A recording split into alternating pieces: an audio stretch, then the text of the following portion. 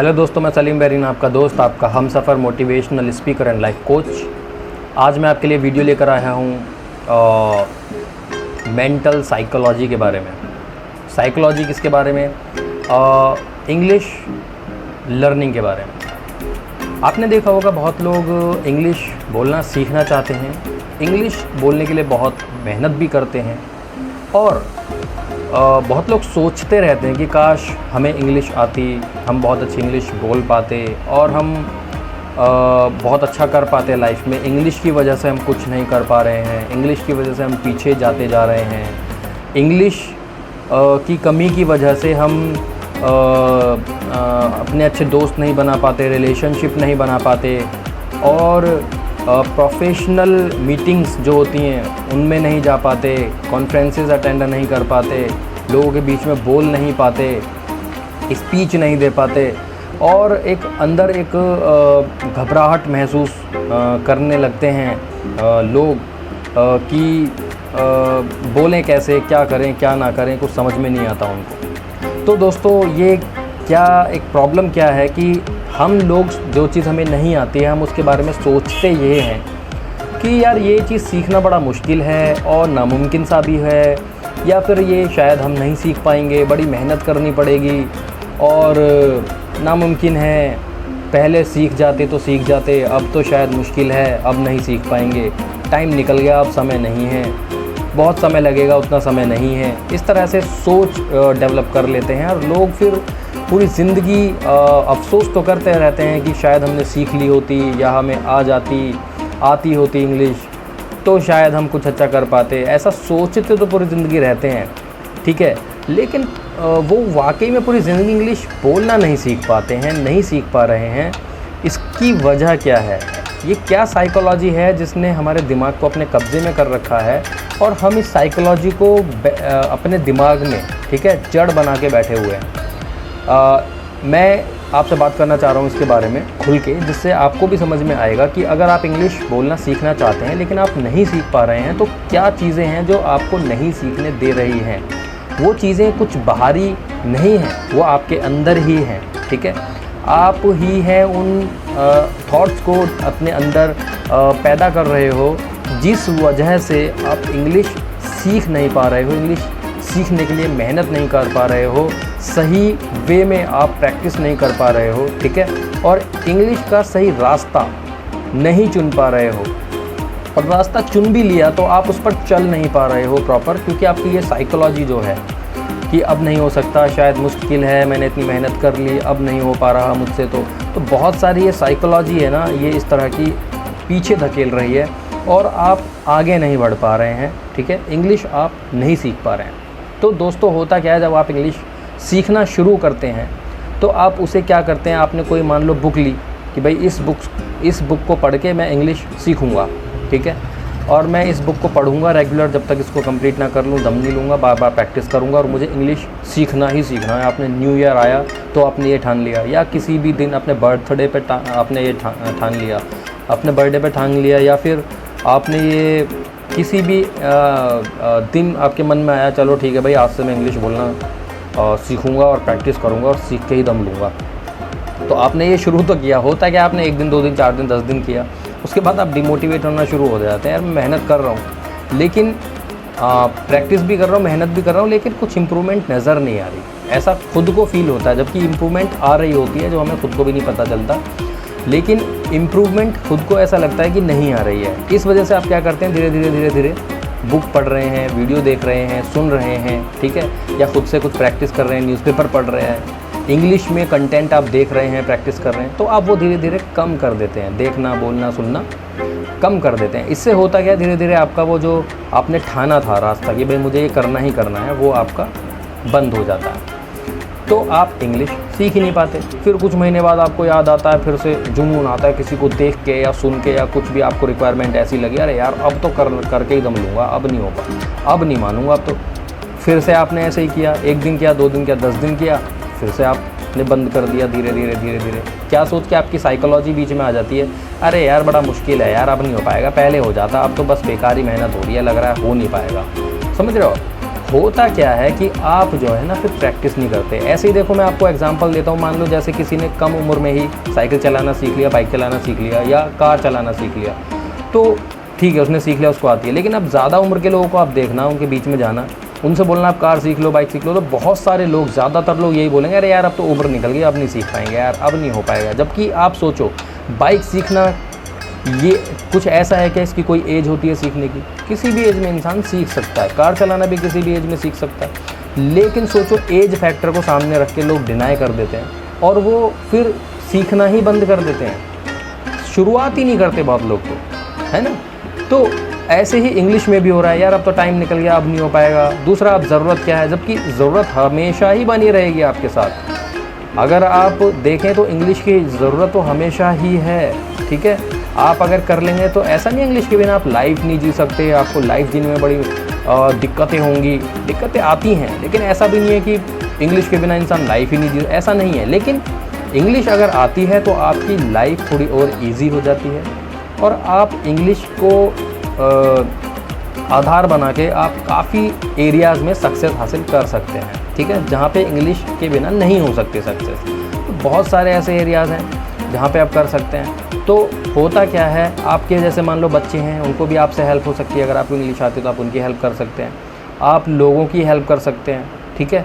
लोगों को हेल्प करेंगे तो फिर उनको आगे कामयाबी मिलेगी, उससे आपका भी नाम होगा, आपको भी उनकी एक तारीफ़ भी मिलेगी, दूसरा दुआएँ भी मिलेंगी, ठीक है। इस तरह से आप कर सकते हैं। बाकी अपने करियर में तो इस्तेमाल आप कर ही सकते हैं, आपको काम आएगी ही आएगी। अब ये बताने की ज़रूरत तो है नहीं मुझे, देखो कि इंग्लिश आपके काम आएगी या नहीं आएगी। इंग्लिश तो काम आएगी ही आएगी, किसी भी वे में सही आपको काम आएगी ही, ठीक है। तो आप सीख क्यों नहीं पा रहे हैं? क्योंकि प्रैक्टिस नहीं कर पा रहे हैं रेगुलर। 1 महीना 2 महीना करते हैं, छोड़। आपको कम से कम मैं बता रहा हूँ 6 महीने, साल भर कंटिन्यूअसली आपको प्रैक्टिस करनी पड़ेगी, ठीक है, डेडिकेशन के साथ में, कि मुझे सीखना ही सीखना है, मुझे करना ही करना है। तो आप देखना कि इंग्लिश आपकी इतनी अच्छी हो जाएगी, इतनी अच्छी हो जाएगी, धीरे धीरे आपको भी नहीं पता चलेगा, दूसरे ही लोग आपको बताएंगे कि मेरी इंग्लिश इतनी अच्छी हो गई। आपसे बोलेंगे लोग, अरे यार आपकी इंग्लिश तो बड़ी अच्छी हो गई, आप तो बड़ी अच्छी इंग्लिश बोल रहे हैं। आपको लगेगा हाँ, मुझे तो पता ही नहीं चल रही है चीज़, और दूसरों लोगों को ये आभास हो रहा है। समझ रहे हैं आप? तो आप इंग्लिश को क्या करें, छोड़े ना, प्रैक्टिस करते रहें। दूसरा, अब आप बोलेंगे भाई कैसे प्रैक्टिस करें, ये भी बता दो। तो मैं अभी बता देता हूँ जो मुझे पता है। देखिए, आपने जब हिंदी लैंग्वेज सीखी है, क्या आपने ये कहीं कोर्स करके सीखी है, कोई बुक पढ़ के सीखी है? बोलना, ठीक है, हिंदी बोलना। आप बताइए मुझे, कैसे सीखी आपने हिंदी बोलना? आपने कैसे सीखा? अरे जब आप पैदा हुए, पैदा होने के बाद में आपने सोचो क्या किया होगा, आपको इंग्लिश आई कैसे? सबसे पहले आप बोल तो पाते ही नहीं थे, तो पैदा हुआ तो इंसान बोल नहीं पाता। क्या किया उसने? सुना। आपके माँ बाप, आपके, ठीक है, दादा दादी, ठीक है, चाचा चाची, है ना, घर में जो भी लोग हैं वो आपसे बोल रहे हैं, बात कर रहे हैं, आप बोल नहीं पा रहे लेकिन उनको सुन रहे हो। तो आपने सबसे पहले क्या करा? सुनना शुरू किया। देख रहे हैं आप, आपने सुनना शुरू किया।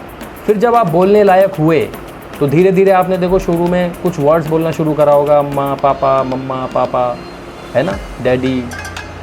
बच्चा शुरू में ऐसे ही बोलता है, मम्मा पापा ऐसे करता रहता है। तो पापा बोलना सीखा उसने, माँ बोलना सीखा, माँ। तो ऐसे करके उसने धीरे धीरे छोटे छोटे वर्ड्स बोलना सीखे। पहले लेटर्स, पहले उसके थोड़े से डेवलप होना शुरू हुए। तो सोचो, उसको भी टाइम लगता है।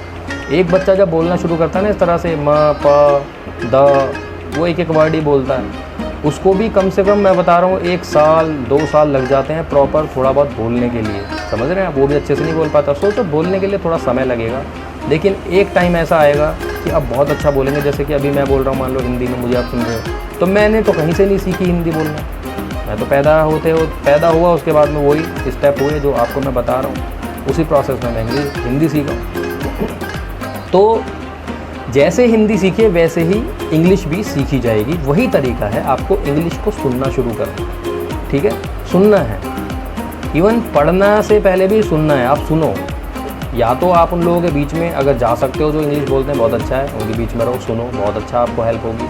आपको बोलने के लिए मोटिवेशन भी मिलेगा, भाई ये बोल रहे हैं मुझे बोलना चाहिए। दूसरा, आप वीडियोस ऑडियो सुनो, हमारे पास बहुत सारे कंटेंट अवेलेबल हैं यूट्यूब वगैरह पे, ऑनलाइन सभी, ठीक है। दुनिया भर के इस तरह के चैनल्स आ गए हैं जहाँ पे इंग्लिश के लिए स्पेसिफिकली वीडियोस बनाई जा रही हैं, आपको सिखाने के लिए, प्रैक्टिस करने के लिए बनाई जा रही हैं, वोकेबुलरी के लिए बनाई जा रही हैं, टेंसेस आपको सिखाए जा रहे हैं। तो होता क्या है, देखो जब मैंने हिंदी बोलना सीखा तो मैंने ग्रामर नहीं सीखी हिंदी की, ठीक है। होता क्या है, हमें टाइम लगा हिंदी सीखने में। तब हम क्या थे, बच्चे थे, तो हमें ज़्यादा टाइम लगा, है ना, सोचो आप। लेकिन हम अभी बड़े हैं, हमारी जो लर्निंग एबिलिटी है ना वो बढ़ गई है। अब ऐसा नहीं है कि उस बच्चे को इतना टाइम लगा सीखने में, मतलब जब मैं बच्चा था तो मुझे मान लो 2 साल लगे, 3 साल लगे हिंदी सीखने में, लोगों को सुन के देख के, है ना। ऐसा नहीं है अब भी इतना ही लगेगा। अब इतना क्यों नहीं लगेगा, क्योंकि आप अभी क्या कर रहे हैं, इंग्लिश को सुन भी रहे हैं, सीख भी रहे हैं, अलग से प्रैक्टिस भी कर रहे हैं, अलग से वो एक्स्ट्रा एफर्ट भी कर रहे हैं इंग्लिश को बोलना सीखने के लिए। तो आप बहुत जल्दी सीख जाएंगे। आपको 6 महीने 1 साल में बहुत अच्छी इंग्लिश आ सकती है अगर आप वही देखो, प्रोसेस स्टेप तो वही रहेंगे कि आपको सुनने से शुरू करना है, सुनना शुरू करो। फिर उसके बाद में आप रूल्स भी पढ़ो, ग्रामर भी सीखो। बेसिक ग्रामर आपको सीखनी पड़ेगी अभी, अगर आपको जल्दी इंग्लिश सीखनी है तो थोड़ी सी ग्रामर भी पढ़ो कि कहाँ पे आपको डिड यूज़ करना है, कहाँ पे डज़ यूज़ करना है, कहाँ पे डू यूज़ करना है, कहाँ पे विल यूज़ करना है, कहाँ पे हैव यूज़ करना है, हैड यूज़ करना है, has been, had been use करना है। तो थोड़ा इससे आपको जल्दी आइडिया हो जाएगा। सुन के भी आप ये चीज़ सीखेंगे, लेकिन थोड़ा सा टाइम लगेगा। भाई बच्चे को 3 साल लगे, आपको टाइम कम लगना चाहिए, क्योंकि आप अलग से सीखेंगे कि भाई हैड कहाँ यूज़ होगा, हैड बीन कहाँ यूज़ होगा, है ना, पर्टिकुलर कोई वर्ड है वो कहाँ यूज़ होगा, है ना। फ्रेजेस आप पढ़ेंगे, इडियम्स आप पढ़ेंगे, फ्रेजेस पढ़ेंगे।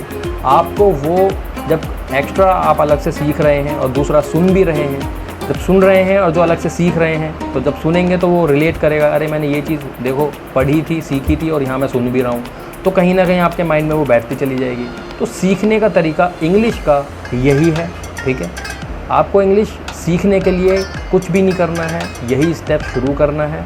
और बुक्स आपके पास बहुत होती हैं ग्रामर की, यूट्यूब से आप सीख सकते हैं, बुक्स आती हैं वहाँ से सीख सकते हैं, प्रैक्टिस करें। आपको टिपिकल ग्रामर एकदम नहीं सीखनी है ना, अंदर घुस के बेसिक्स ऑफ ग्रामर आपको सीखना है, ठीक है। जिसमें टेंसेस होंगे, सिंपल टेंस होता है, सिंपल प्रेजेंट होता है, पास्ट फ्यूचर टेंस, बस यही सीखना है आपको, ठीक है। प्रेजेंट, पास्ट एंड फ्यूचर यही सीखना है आपको बस। उसके बाद में आप प्रैक्टिस ही करते रहो, डायरेक्ट इनडायरेक्ट पढ़ते रहो आप, ठीक है।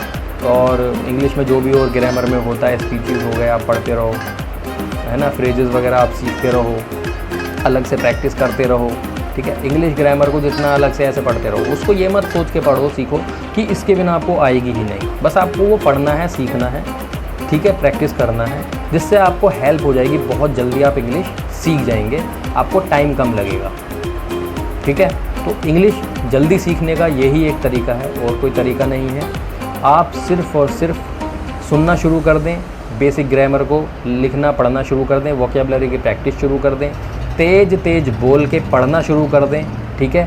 हो सके तो याद भी करें। इंग्लिश में बहुत सारे जो पैराग्राफ्स होंगे, सेंटेंसेस होंगे, उनको याद करो, ठीक है। एज़ इट इज़ रटने का एक तरीका बता, मतलब रटो आप, जिससे आपके माइंड में जो है ना वर्ड्स बैठेंगे और आपकी टंग है, ज़बान है, वो खुलेगी। तो आप इंग्लिश बोलने में कंफर्टेबल महसूस कर पाएंगे और फ्लुएंटली आपके मुंह से इंग्लिश निकलेगी, ठीक है दोस्तों। तो इंग्लिश का यही एक तरीका है। तो वीडियो आपने देखा, अगर आपको अच्छा लगा तो आप इसे लाइक कर दें, शेयर कर दें, सब्सक्राइब कर दें, ठीक है। मेरे मोटिवेशन के लिए, मैं मोटिवेशनल स्पीकिंग करता हूँ, मोटिवेट करता हूँ, लेकिन आप मुझे मोटिवेट कर सकते हैं by liking my video and sharing it, okay. So आप इसको शेयर भी करें, लाइक भी करें, सब्सक्राइब भी करें और आगे फॉरवर्ड कर दें अपने ग्रुप्स वगैरह में, फेसबुक पे, इंस्टाग्राम पे, जहाँ भी आप कर सकते हैं। तो आप इस तरह से मुझे मोटिवेट कर सकते हैं। मैं अगली वीडियो में इंग्लिश से रिलेटेड कुछ और टॉपिक लेकर आऊँगा, ठीक है, जिसमें आपकी इंग्लिश की साइकोलॉजी जो है उसको ठीक करना बहुत ज़रूरी है, उसके लिए वीडियोस बनाऊँगा। बाकी पर्टिकुलर इंग्लिश को सिखाने के लिए आपके लिए कुछ कंटेंट लेके आता रहूँगा। तब तक के लिए वीडियो देखने के लिए बहुत बहुत धन्यवाद आपका, और आप इसी तरह से सीखते रहें, आगे बढ़ते रहें, यही मेरी कामनाएं हैं।